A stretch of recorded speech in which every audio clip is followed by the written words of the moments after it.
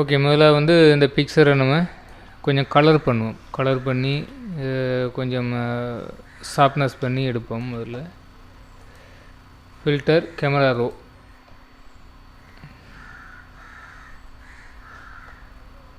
இப்போ இதுக்குள்ளே போய் தான் வந்து நான் அந்த அதில் கலர் பண்ணுறேன்.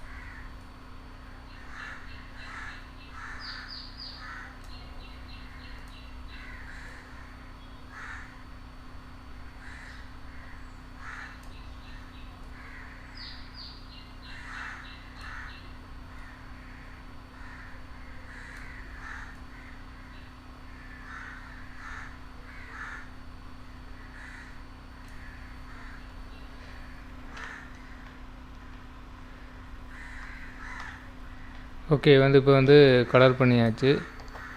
இல்லை இன்னொரு சின்ன வேலை ஒன்று செய்ய கிடக்கு.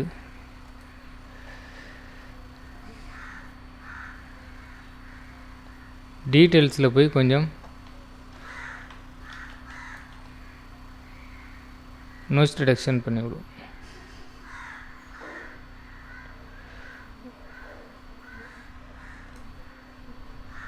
ஓகே,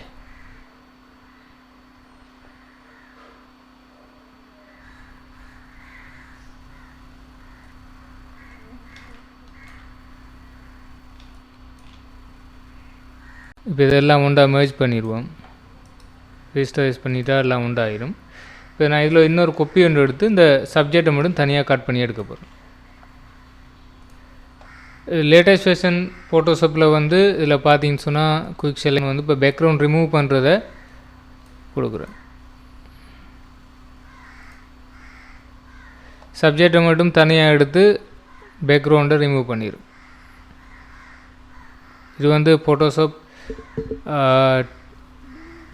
21 இருக்குது.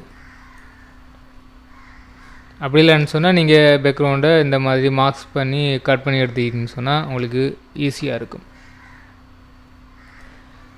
அடுத்து வந்து இப்போ இந்த பின்னுக்கு இருக்கிற இந்த பேக்ரவுண்டை வந்து நம்ம ஃபுல்லாக வந்து ஃபில் பண்ணணும். இவங்க இல்லாமல் ஃபுல்லாக வந்து ஃபில் பண்ணணும். அது வந்து நம்ம கண்டென்ட் வேர் ஃபில்லில் வந்து செய்யலாம். அது எப்படின்னு பார்ப்போம். இப்போ நான் இந்த சப்ஜெக்டை வந்து செலக்ட் பண்ணுறேன். இந்த மாதிரி செலக்ட் பண்ணி எடுத்துட்டு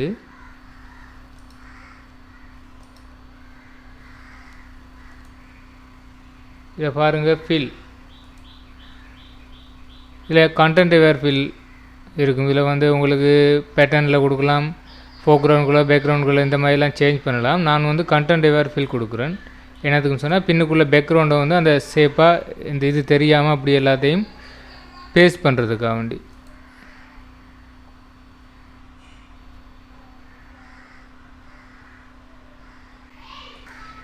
இப்போ இதில் பார்த்தீங்கன்னு சொன்னால் கூடுதலான அளவு இதில் வந்து ஃபில் பண்ணிவிட்டு சில இடங்களில் வந்து தெரியுது. அதை வந்து நம்ம ஃபில் பண்ணி எடுப்போம்.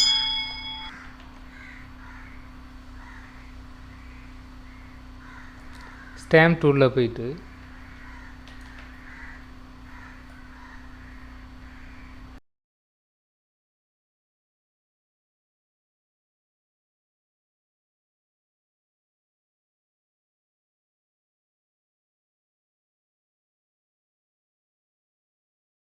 இந்த மாதிரி எல்லாத்தையும் ஃபில் பண்ணி எடுத்துருங்க. கண்டென்ட் வேர் ஃபில் சில நேரங்களில் செட் ஆகும், சில நேரங்களில் சில மிஸ்டேக் வரும். அதை பார்த்து கொஞ்சம் சரி பண்ணி இந்த மாதிரி எடுத்துட்டிங்கன்னு சொன்னால் சரி. இப்போ பேக்ரவுண்டு இந்த மாதிரி சப்ஜெக்ட்லேருந்து நம்ம வேறையாக எடுத்துருவோம். இப்போ இதில் பார்த்திங்கன்னா சப்ஜெக்ட் வேறையாக இருக்குது, பேக்ரவுண்ட் வேறையாக இருக்குது. இதுதான் முக்கியம்.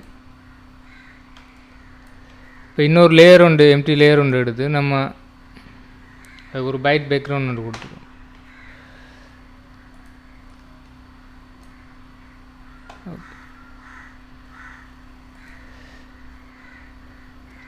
இப்போ வந்து இந்த மாஸ்க்கை நம்ம வந்து எல்லாம் ஒன்று அப்ளை பண்ணி விட்ருவோம். முதல்ல அதுக்கு ரிஜிஸ்டரைஸ் பண்ணால் தான் இந்த ஸ்மார்ட் ஆப்ஜெக்ட் அந்த ஐக்கான் வந்து ரிமூவ் ஆகும். இதுக்கு பிறகு நீங்கள் வந்து அப்ளை பண்ணிங்கன்னு சொன்னால் சரி. இப்போ பார்த்தீங்கன்னு சொன்னால் ஒன்று அப்ளை ஆகிட்டு, இப்போ அடுத்தது வந்து பேக்ரவுண்டை செலக்ட் பண்ணுங்கள். செலக்ட் பண்ணிவிட்டு கண்ட்ரோலோட டீ கொடுத்தீங்கன்னு சொன்னால் செலக்ட் ஆகிரும். பிறகு வந்து கண்டினியூவாக கண்ட்ரோலை ப்ரெஸ் பண்ணிக்கொண்டு மவுஸை வச்சு இழுத்திங்கன்னு சொன்னால் உங்களுக்கு ஏற்ற மாதிரி அது அந்த ஃப்ரேம் செட் பண்ணி எடுக்கிறதுக்கு ஈஸியாக வரும். நீங்கள் அதை வடிவாக ஃப்ரேம் செட் பண்ணி எடுத்தீங்கன்னு சொன்னால் சரி.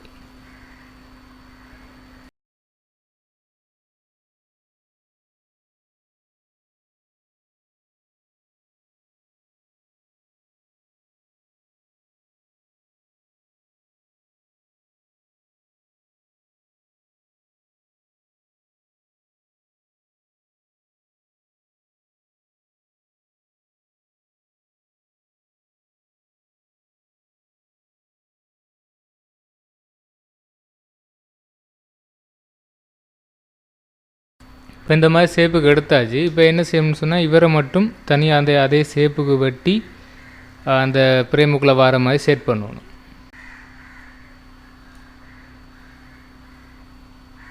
கொஞ்சம் ஒப்பாசிட்டியை குறைச்சிங்கன்னு சொன்னால் அந்த நேர் தெரியும். நீங்கள் அதுக்கேற்ற மாதிரி சரியாக வெட்டி எடுத்தீங்கன்னு சொன்னால் நீட்டாக வரும்.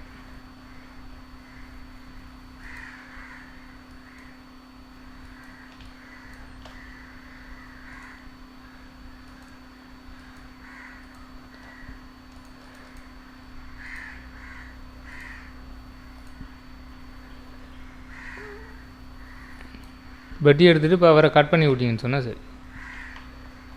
இப்போ பார்த்தீங்கன்னு சொன்னால் இப்போ அந்த ஒரு ஃப்ரேமுக்குள்ளே அவர் வந்த மாதிரி இருக்குது. இந்த மாதிரி முதல்ல நம்ம நீட்டாக செய்து எடுத்துட்டு, இப்போ இவருக்கு பேக்ரவுண்ட் பின்னால் பேக்ரவுண்டை மாற்றினோம்னு சொன்னால் சரி. மாற்றிட்டு என்னென்ன செய்யணுமோ செய்யணும். இதையும் கொஞ்சம் கேமரா ரோ ஃபில்டரில் போயிட்டு நம்ம கலர் கொஞ்சம் பண்ணிக்கொள்வோம்.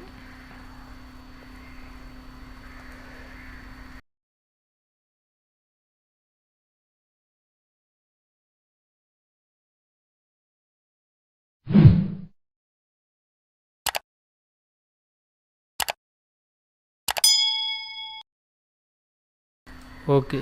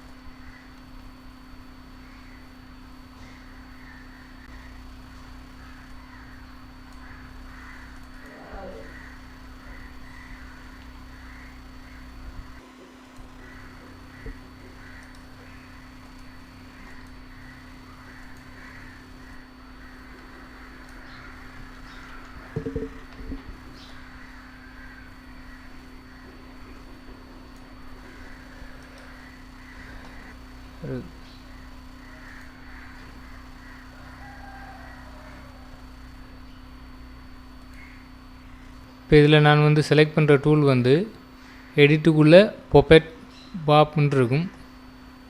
அதில் செலக்ட் பண்ணிங்கன்னா இந்த மாதிரி வரும்.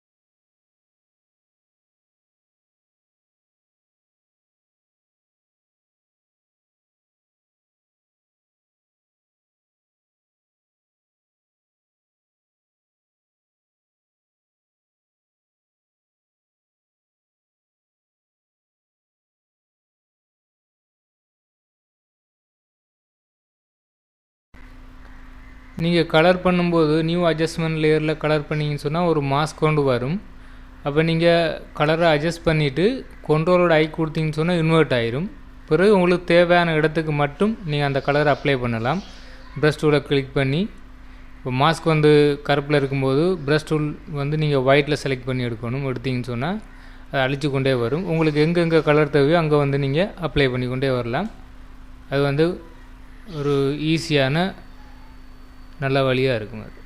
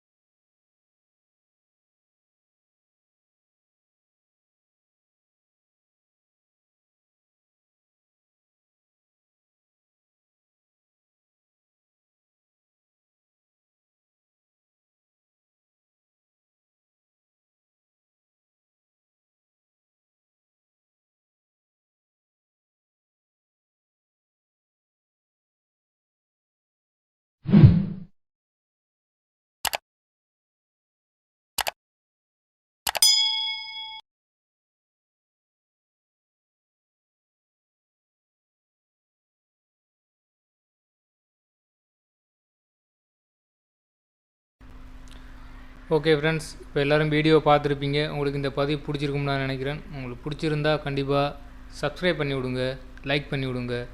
கூடவே அந்த பெல் பட்டனையும் கிளிக் பண்ணிங்கன்னு சொன்னால் என்னுடைய வீடியோ வந்து நோட்டிஃபிகேஷனில் வரும். உங்களுக்கு பார்க்குறதுக்கு ஈஸியாக இருக்கும். ஓகே ஃப்ரெண்ட்ஸ், உங்களை இன்னொரு நல்ல ஒரு பதிவில் சந்திக்கிறேன். பாய்.